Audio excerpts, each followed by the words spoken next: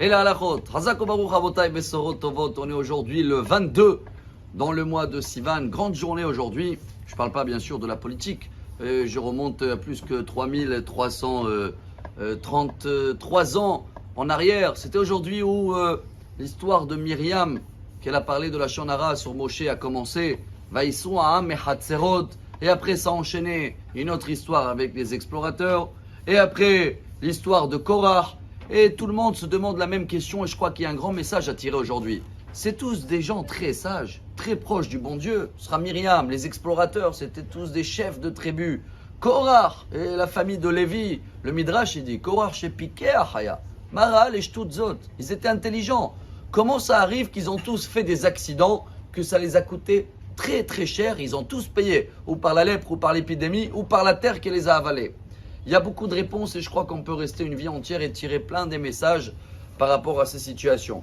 Mais il y a un message qui est très très beau. Il y avait un rabbin, c'était le grand rabbin de Tel Aviv, il est décédé à 86, il s'appelait le Rav Frankel. Et lui il raconte comme ça, une fois il était dans un enterrement de quelqu'un qui était très très âgé.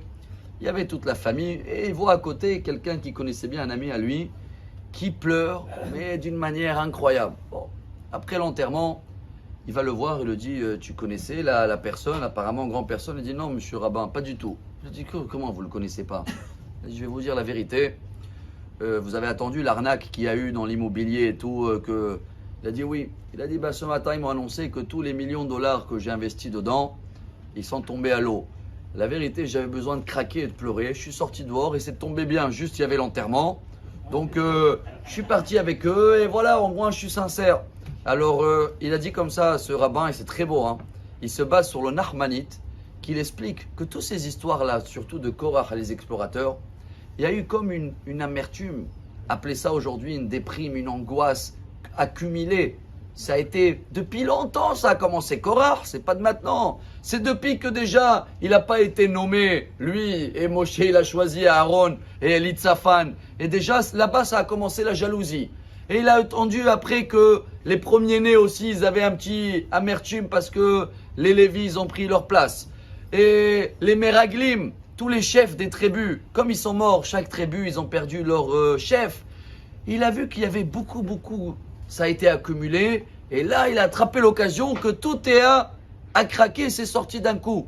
Mais ça ne veut pas dire que Korah, il était vraiment contre le bon Dieu. C'est juste que c'était le mauvais moment où tout a débordé. Et il avait besoin de craquer et c'est tombé les résultats comme ça. Quel est le message pour nous, chers amis? Aujourd'hui, c'est un message Breslev. Rabbi Nachman, il nous apprend, ceux-là qui aiment les valeurs numériques, ils adorent ce journée, les Breslev. Hein. Le 22 Sivan. 22, c'est Kafbet.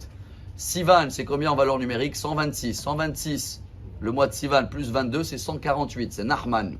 Nachman, c'est quoi Nachman? C'est une echama, consolation. Il dit, Rabbi Nachman, il ne faut pas accumuler. Tu as quelque chose qui est un peu amer, décharge-toi avec un ami, prends une pause, va quelque part, prends un verre, fais ce qu'il faut pour se débarrasser, comme ça tu gardes la mitzvah Gedola Liot Besimcha, et dans ce cas-là, on n'arrive pas on fait le maximum à ne pas craquer, parce que quand on craque, des fois c'est pas ce qu'on a voulu, hein, mais c'était accumulé, et j'espère Bezrat Hashem qu'on va rester toujours à garder le souvenir de cette belle journée le 22 et comprendre tous ces messages et d'essayer malgré tout d'avoir toujours la joie. Excellente journée.